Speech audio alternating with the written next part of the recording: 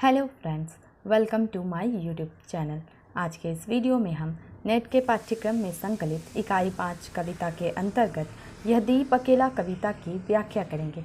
तो आइए, प्रस्तुत है यह कविता जिसके रचनाकार अज्ञे जी हैं। अज्ञे की काव्य चेतना का मूल स्वर आत्मनिष्ठ और व्यक्तिवादी है। सैनिक सेवा और किसान आंदोलन से जुड़े रहकर भी वे सामान्य जनजीवन के साथ अपने को जोड़ नहीं पाए। सामाजिक जीवन से गहन रागात्मकता उनके काव्य में कहीं दिखाई नहीं देती।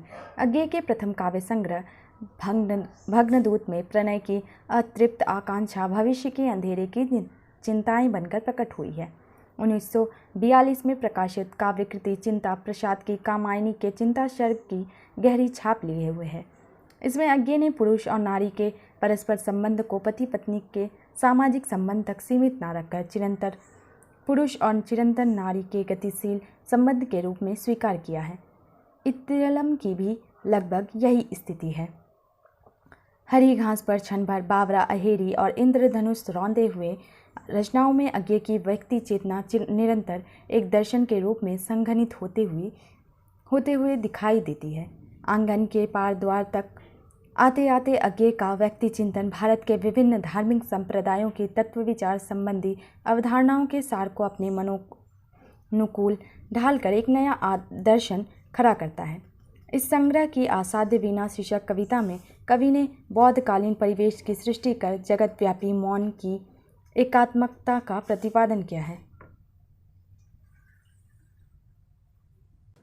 लगातार यायावरी यात्राओं के कारण अज्ञे किसी एक स्थान पर स्थिर न रह पाने के बावजूद निरंतर साहित्य रचना में निरत रहे। हिंदी में सर्वाधिक रचना का श्रेय इन्हें प्राप्त है। इनकी प्रमुख रचनाएं हैं काव्य में भग्नदूत, चिंता, इत्तिलम, हरी घास पर क्षण भर, बावरा, अहेरी, इंद्रधनुष रौंदे हुए थे, अरि ओ करुणा प्रभा में, आंगन के पार द्वार, कितने नावों में कितनी बार, क्योंकि मैं उसे जानता हूँ, सागर मुद्रा, महावृक्ष के नीचे, पहले मैं सन्नाटा बुनता हूँ, उपन्यास में शेखर एक जीवनी, 2 भाग, नदी के द्वीप, अपने अपने अजनबी, कहानी संग्रह में विपदगा, परंपरा, कोठरी की बात, शरणार्थी, जयदोल, ये तेरे प्रतिरूप आदि, गीतिनाट्य में उत्तर प्रियदर्शी, निबंध संग्रह में त्रिशंकु, आत्मनेपद, हिंदी साहित्य एक आधुनिक परिदृश्य, सबरंग और कुछ राग, भवंती, अंतरा, लिखी कागत कोरे, जोग लिखी, अद्यतन, आल बाल, संवत्सर आदि, यात्रावृत्त में अरे यायावर रहेगा याद, एक बूंद सहसा उछली।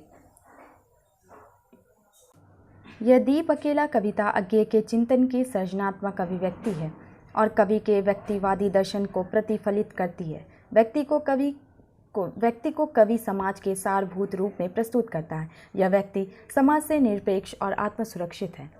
यह दीप अकेला में अज्ञे जी ने दीपक को मनुष्य के प्रतीक के रूप में लिया है। जिस प्रकार पंक्ति में शामिल हो जाने पर एक जगमगाते दीपक का सौंदर्य और महत्व बढ़ जाता है, उसी प्रकार एक व्यक्ति जो अपने आप में स्वतंत्र है, प्रेम व करुणा से भरा हुआ है, उसकी सार्थकता भी समाज के साथ जुड़कर रहने में है। अतः अज्ञे जी व्यक्तिगत सत्ता को सामाजिक सत्ता के साथ जोड़ने पर बल देते हैं ताकि विश्व का कल्याण हो सके। इसी में दीप की सार्थकता है और व्यक्ति की भी।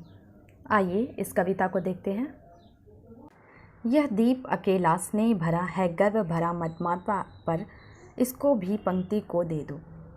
ये जो दीपक रूपी व्यक्ति है, स्नेह अथवा तेल से भरा हुआ है, इसे थोड़ा गर्व भी है, पर ये मस्ती में चूर है, लेकिन इसे भी समाज रूपी पंक्ति को अर्पित कर देना चाहिए, जिससे ये समाज के काम आ सके और इसका जीवन सार्थक हो सके।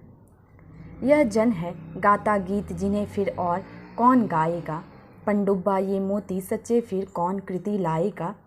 यह समिधा ऐसी आग हटीली बिरला सुलगाएगा, यह अद्वितीय, यह मेरा, यह मैं स्वयं विसर्जित, यह दीप अकेला स्नेह भरा है, गर्व भरा मदमाता पर, इसको भी पंक्ति को दे दो। ये ऐसा व्यक्ति है जो अनोखे गीत रचता है जिसे कोई और नहीं रच सकता। ये उस गोताखोर की तरह है जो विचारों के मोती चुनकर लाता है जिन्हें और कोई चुन नहीं सकता। अर्थात जिस तरह गोताखोर पानी में कूदकर मोती चुनकर लाता है, उसी तरह यह व्यक्ति भी इतना कुशल है कि ये विचारों के मोती चुनकर लाता है। ये प्रतिभाशाली व्यक्ति उस लकड़ी की तरह है जो खुद जलकर वातावरण में पवित्रता फैलाती है, अर्थात ये व्यक्ति अपने विचारों से क्रांति की आग लगा सकता है। ऐसा कोई नहीं है। मैं इस दीपक के माध्यम से समाज के प्रति अपने आप को समर्पित कर रहा हूँ। यह मधु है, स्वयं काल की मौना का युग संचय। यह गोरस जीवन काम धेनु का अमृत पूत पय। यह अंकुर फोर धरा को रवि को तकता निर्भय। यह प्रकृत स्वयंभू ब्रह्म अयूतः, इसको भी पंक्ति शक्ति को दे दो। यह दीप अकेला स्नेह भरा है, गर्व भरा मदमाता पर, इसको भी पंक्ति दे दो। ये प्रतिभाशाली व्यक्ति शहद के समान है, जिसे स्वयं समय रूपी मधुमक्खियों ने जमा किया है। जिस प्रकार शहद बनने में समय लगता है, उसी प्रकार रचनाओं को भी बनने में समय लगता है। ये दही या मक्खन के समान है, जो कि असाधारण है। जीवन भी कामधेनु के समान है, जो हमारी सारी इच्छाओं को पूरा कर देता है। अर्थात ये प्रतिभाशाली व्यक्ति दही या मक्खन के समान है। ये जीवन रूपी कामधेनु के अमृत के समान पवित्र दूध के मथने से निर्मित हुआ है, इसलिए महत्वपूर्ण है। ये सत्य से आंखें मिलाने का साहस रखता है। ये प्रकृति से उत्पन्न है, ये अपने आप उत्पन्न हुआ है। ये ईश्वर या परम सत्ता के समान है। ये किसी से जुड़ा हुआ नहीं है, इसे भी शक्ति को दे देना चाहिए। यह वह विश्वास नहीं जो अपनी लघुता में भी कापा, वह पीड़ा जिसकी गहराई को स्वयं उसी ने नापा। कुछ सा अपमान अवज्ञा के धुंधलाते करवे तम में, यह सदा द्रविड़ चिर जागरूक अनुरक्त नेत्र उल्लंब बाहु, यह चिर अखंड अपनापा जिज्ञासु प्रबुद्ध सदा श्रद्धा में, इसको भक्ति को दे दो। यह दीप अकेला स्नेह भरा है, गर्व भरा मदमाता पर, इसको भी पंक्ति दे दो। कवि ये कहते हैं कि सृजनशील व्यक्ति हर परिस्थिति में धीरज बनाए रखता है। उसकी मौलिकता कभी खत्म नहीं होती। वह किसी के सामने घुटने नहीं टेकता।